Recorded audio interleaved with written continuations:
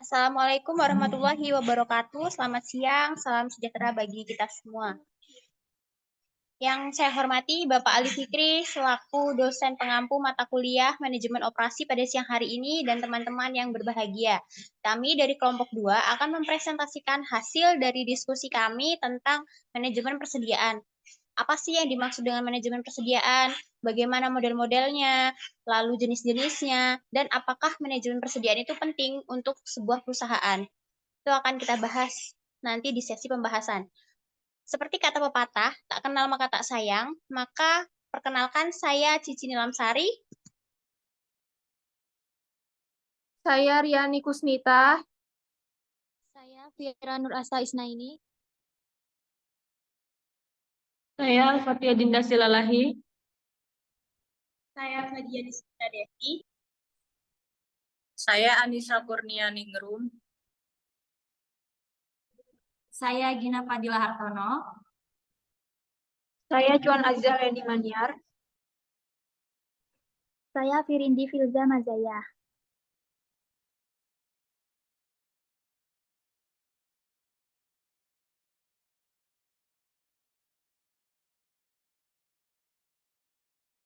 Baik, tanpa berlama-lama lagi, kita akan memasuki sesi penyampaian materi yang akan disampaikan oleh teman-teman presentator. Kepada teman-teman presentator, saya persilakan.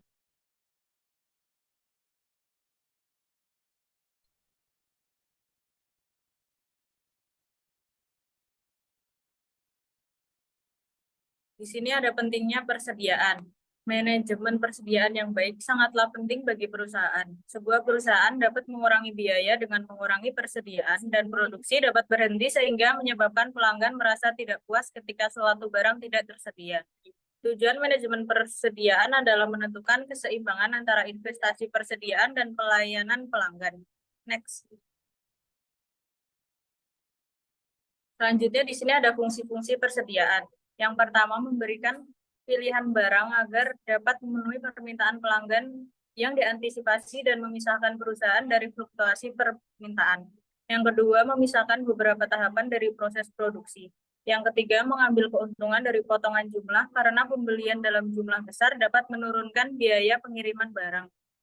Yang keempat, menghindari inflasi dan kenaikan harga. Selanjutnya akan dilanjutkan oleh rekan saya.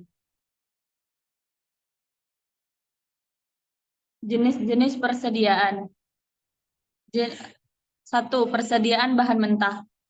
Persediaan bahan mentah adalah bahan yang telah dibeli tetapi belum diproses. Persediaan ini dapat digunakan untuk memisahkan pemasok dari proses produksi.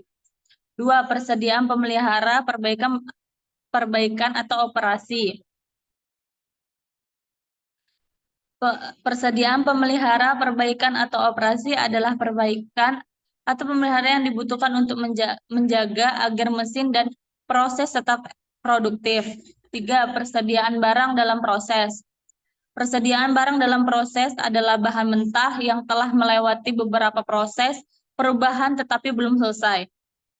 Yang terakhir, persediaan barang jadi. Persediaan barang jadi adalah produk yang telah selesai dan tinggal menunggu pengiriman. Next. Manajemen persediaan. Analisis ABC. Suatu metode untuk membagi persediaan ke dalam 3 kelompok berdasarkan volume tahunan dalam jumlah uang. Untuk menentukan volume uang tahunan dalam analisis ABC, kita mengukur permintaan tahunan dari setiap barang persediaan dikalikan biaya per unit. Kekuatan catatan persediaan. Kekuatan catatan persediaan adalah persyaratan bagi manajemen persediaan, penjadwalan produksi, dan pada akhirnya penjualan. Kekuatan bisa dipertahankan dengan metode periodik. Sistem ini memerlukan memeriksa persediaan secara teratur. Next. Perhitungan siklus. Perhitungan siklus, cycle counting, rekonsiliasi yang berkelanjutan dari persediaan dengan catatan persediaan. Keuntungan perhitungan siklus yaitu 1. Menghindari penutupan dan penghentian produksi yang sangat diperlukan untuk inventarisasi fisik tahunan. 2. Menghilangkan penyesuaian persediaan tahunan. 3. Menjaga keakuratan catatan persediaan. Pengendalian persediaan jasa. Dalam bisnis persediaan yang tidak tercatat pada kwitansi terjadi saat penjualan dikenal dengan penyusutan. Teknik yang dapat digunakan dalam pengendalian persediaan jasa yaitu 1. Seleksi pelatihan pendisiplinan karyawan dengan baik. 2. Pengendalian ketat dari pengiriman yang masuk. 3. Pengendalian efektif terhadap semua barang yang meninggalkan fasilitas. Selanjutnya akan dilanjutkan oleh rekan saya.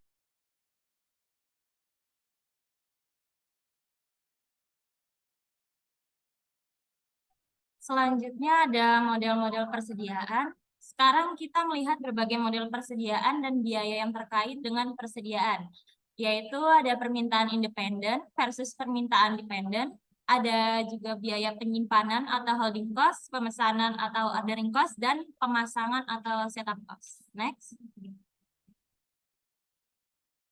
Selanjutnya ada model-model persediaan untuk permintaan independen. Yang pertama ada model kuantitas pesanan ekonomi atau EOQ dasar. Yang kedua ada model kuantitas pesanan produksi. Dan yang ketiga ada model kuantitas diskon kuantitas. Next. Untuk materi yang pertama itu ada model kuantitas pesanan ekonomi atau EOQ dasar. Teknik ini relatif mudah digunakan. Didasarkan pada beberapa asumsi berikut. Yang pertama ada jumlah permintaan diketahui, cukup konsisten dan independen. Kedua ada waktu tunggu, yakni waktu antara pemesanan dan penerimaan pesanan telah diketahui dan bersifat konstan. Yang ketiga, persediaan segera diterima dan selesai seluruhnya. Yang keempat, tidak tersedia diskon kuantitas. Yang kelima, biaya variabel hanya biaya untuk memasang atau memesan dan biaya untuk menyimpan persediaan dalam waktu tertentu. Keenam, kehabisan persediaan dapat sepenuhnya dihindari jika pemesanan dilakukan pada waktu yang tepat. Next, dilanjutkan oleh rekan saya. Baik, selanjutnya meminimalkan biaya. Model persediaan untuk meminimalkan biaya. Biaya yang paling signifikansi adalah biaya pemasangan atau pemesanan dan biaya penyimpanan atau persediaan. Dengan menggunakan variabel-variabel berikut, kita dapat menentukan biaya pemasangan dan biaya penyimpanan sehingga didapatkan nilai Ki bintang. Ki yaitu jumlah unit per pesanan, Ki bintang jumlah optimal unit per pesanan atau IOQ, D yaitu permintaan tahunan dalam unit untuk barang persediaan, S biaya pemasangan atau pemesanan untuk setiap pesanan, dan H biaya penyimpanan atau membawa persediaan per unit per tahun. Next. Yang pertama, biaya pemasangan tahunan, yaitu jumlah pemesanan per tahun dikali biaya pemasangan atau pesanan per pesanan, yaitu permintaan tahunan dibagi jumlah unit setiap pesanan dikali biaya pemasangan atau pesanan per pesanan, yaitu D dibagi Q dikali S.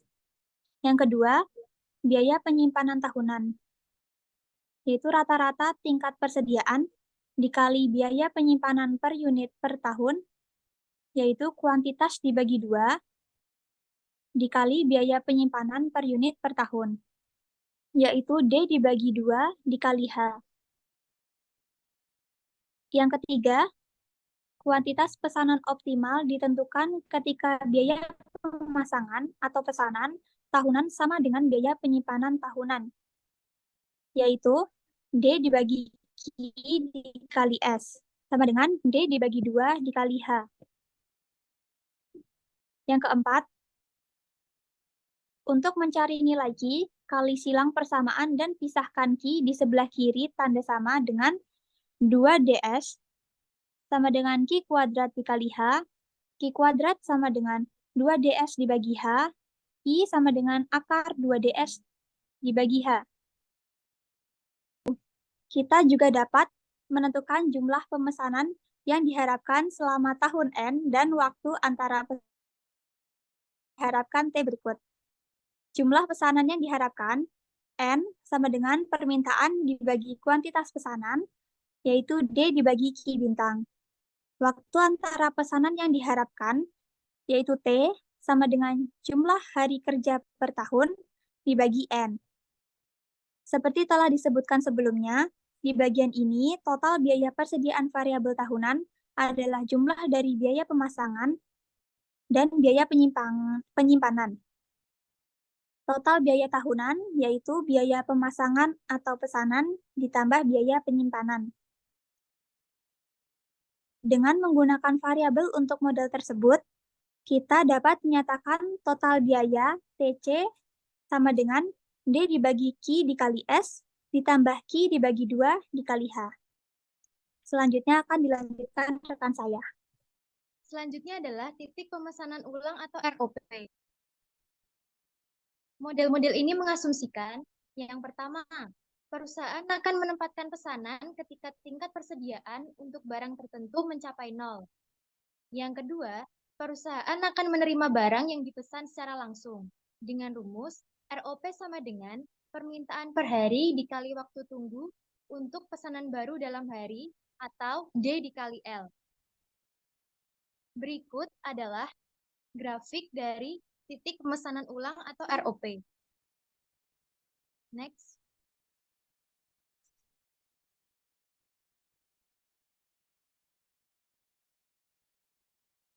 Selanjutnya adalah model kuantitas pesanan produksi.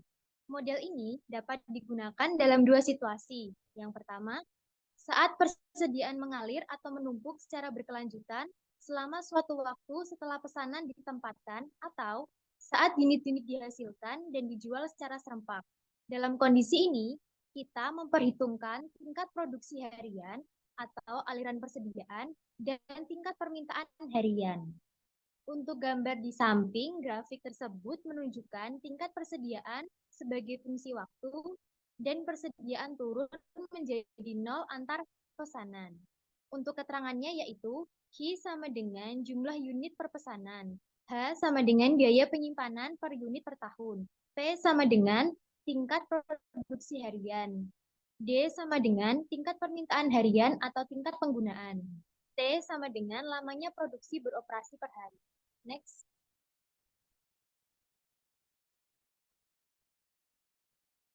Selanjutnya adalah mengaplikasikan model kuantitas pesanan produksi. Yang pertama, ada rumus biaya penyimpanan persediaan tahunan, yaitu rata-rata tingkat persediaan dikali biaya penyimpanan persediaan tahunan. Yang kedua, rumus rata-rata tingkat persediaan, yaitu tingkat persediaan maksimum bagi 2. Yang ketiga, rumus tingkat persediaan maksimum, yaitu total produksi selama produksi berlangsung, total penggunaan selama produksi berlangsung, atau PT di minus DT. Namun demikian, Q sama dengan jumlah yang diproduksi sama dengan PT, sehingga T sama dengan Q dibagi P. Oleh karena itu, tingkat persediaan maksimum memiliki rumus yaitu P dikali Q dibagi P di minus D dikali Q dibagi P sama dengan Q di minus D dibagi P dikali Q sama dengan Q dikali 1 di minus D dibagi P. Next.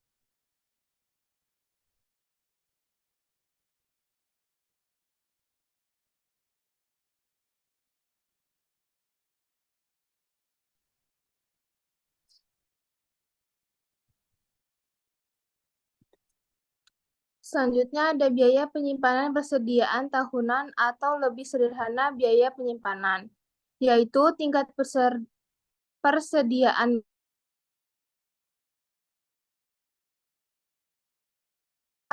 dikali 1 minus D per P dikali H. Dengan menggunakan pernyataan tersebut untuk biaya penyimpanan dan pernyataan untuk biaya pemasangan yang dikembangkan dalam model EOQ dasar ketika menyelesaikan jumlah optimal dari potongan per pesanan dengan membuat persamaan biaya pemasangan dan biaya penyimpanan, yaitu biaya pemasangan sama dengan D per Q dikali S, biaya penyimpanan itu 1/2 HQ dikali 1 minus D per P. Selanjutnya, biaya pemesanan dibuat sama dengan biaya penyimpanan untuk mendapatkan QP, yaitu D per Q dikali S sama dengan 1/2 HQ dikali 1 minus DP. Q sama dengan 2 DS per H dikali 1 minus DP. D per P. Kita juga dapat menghitung QP ketika data tahunan telah tersedia. Ketika data tahunan digunakan, kita dapat menyatakan QP sebagai QP sama dengan akar 2 DS per H dikali 1 minus tingkat permintaan tahunan per tingkat produksi tahunan. Next. Selanjutnya ada model diskon kuantitas, yaitu potongan harga yang dibeli dalam jumlah besar atau penurunan harga P untuk sebuah barang jika dibeli dalam kuantitas besar. Hal penting ketika mempertimbangkan diskon kuantitas adalah pertimbangan antara biaya produk yang menurun dan biaya penyimpanan yang meningkat. Karena biaya penyimpanan dapat meningkat seiring bertambahnya pesanan. Total biaya sama dengan biaya pemesanan atau pemasangan ditambah biaya penyimpanan ditambah biaya produk atau TC sama dengan D per Q dikali S ditambah Q per 2 dikali H ditambah PD, di mana Q itu kuantitas yang dipesan, D itu permintaan tahunan dalam unit, S itu biaya pemesanan atau pemasangan per pesanan, P itu harga per unit, dan H itu biaya penyimpanan per unit per tahun. Selanjutnya akan dibacakan oleh rekan saya.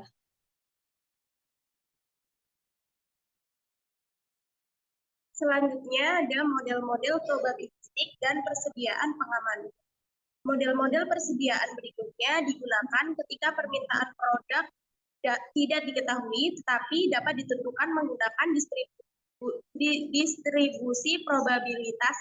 Model-model probabilistik adalah penyesuaian di dunia nyata karena permintaan dan waktu tunggu tidak selalu diketahui dan bersifat konstan. Tingkat pelayanan servis atau service level adalah pelengkap dari probabilitas kehabisan persediaan, di mana titik pemesanan ulang atau ROP sama dengan D kali L, di mana D itu permintaan harian dan L itu waktu tunggu pesanan atau jumlah hari kerja yang dibutuhkan untuk mengantarkan sebuah pesanan. Disertakannya persediaan pengaman atau SS mengubah persamaan menjadi ROP sama dengan D kali L ditambah SS. Biaya kehabisan persediaan tahunan dihitung sebagai berikut. Biaya kehabisan persediaan tahunan sama dengan jumlah kekurangan unitnya untuk setiap tingkat permintaan dikali probabilitas tingkat permintaan tersebut dikali biaya kehabisan persediaan per unit dikali jumlah pesanan per tahun. Next. Selanjutnya ada model-model probabilistik lainnya. Kita perlu menentukan model mana yang digunakan untuk tiga situasi. Yang pertama ada permintaannya bervariasi dan waktu tunggunya konstan. Ketika hanya permintaannya yang bervariasi, maka ROP sama dengan rata-rata permintaan harian dikali waktu tunggu dalam hari ditambah Z standar deviasi DLT. Di mana standar deviasi DLT adalah standar deviasi dari permintaan selama waktu tunggu. Yang mana itu tuh sama dengan standar deviasi D. Standar deviasi D itu akar dari waktu tunggu dan standar deviasi D adalah standar deviasi dari permintaan per hari. Yang kedua ada waktu tunggunya bervariasi dan permintaannya konstan. Ketika permintaan konstan dan hanya waktu tunggunya yang bervariasi, maka ROP sama dengan permintaan harian dikali rata-rata waktu tunggu dalam hari ditambah Z permintaan harian standar deviasi LT, di mana standar deviasi LT adalah standar deviasi dari waktu tunggu dalam hari. Yang ketiga ada permintaan dan waktu tunggunya bervariasi. Ketika permintaan dan waktu tunggunya bervariasi, rumus untuk titik pemesanan ulang menjadi lebih rumit, yaitu rumusnya ROP sama dengan rata-rata permintaan harian, rata-rata waktu tunggu ditambah Z standar deviasi LT, di mana standar deviasi D itu standar deviasi dari permintaan per hari, standar deviasi LT itu standar deviasi dari waktu tunggu dalam hari, dan standar deviasi DLT itu akar dari rata-rata waktu tunggu dikali standar deviasi D kuadrat ditambah rata-rata permintaan harian kuadrat dikali standar deviasi LT kuadrat. Yang materi selanjutnya akan dilanjutkan oleh rekan saya. Model periode tunggal. Model persediaan periode tunggal menjelaskan situasi di mana satu pesanan dilakukan untuk satu produk. Di akhir periode penjualan, setiap produk yang tersisa memiliki nilai yang kecil atau tidak memiliki nilai. Untuk menentukan kebijakan persediaan deviasi, kita juga perlu mengetahui standar deviasi dan mempertimbangkan dua biaya marginal berikut. CS sama dengan biaya kekurangan persediaan, atau kita menaksir terlalu rendah, sama dengan harga jual per unit dikurangin biaya per unit. C0 sama dengan biaya kelebihan persediaan, atau kita menaksir terlalu tinggi, sama dengan biaya per unit dikurangin nilai sisa per unit. Jika ada tingkat pelayanan, yakni probabilitas dari tidak kehabisan persediaan, ditentukan sebagai berikut. Tingkat pelayanan sama dengan CS per CS plus CO. Oleh sebab itu, kita harus memperhatikan meningkatnya kuantitas pesanan sampai tingkat pelayanan sama dengan atau lebih dari rasio. Next.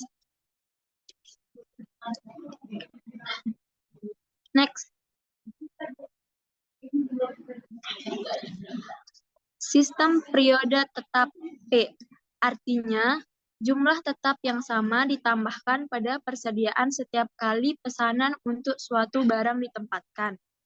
Sistem periode tetap memiliki beberapa asumsi yang sama seperti sistem kuantitas tetap EOQ dasar.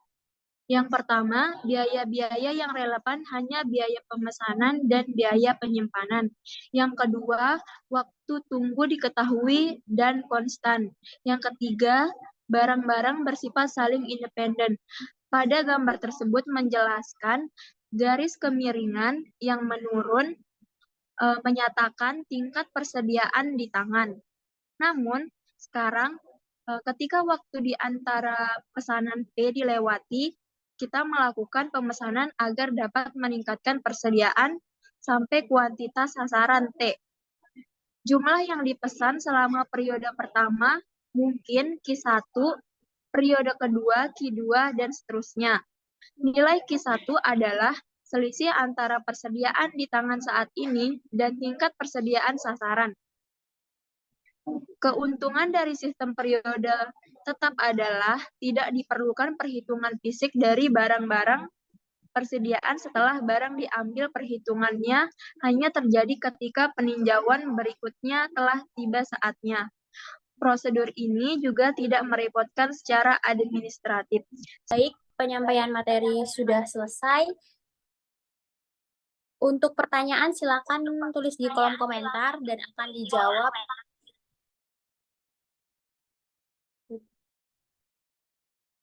kami jawab pada saat pertemuan di kelas.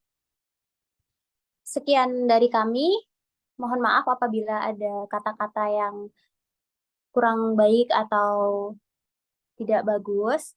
Dan juga semoga presentasi hari ini bermanfaat bagi kita semua. Presentasi saya akhiri. Wassalamualaikum warahmatullahi wabarakatuh.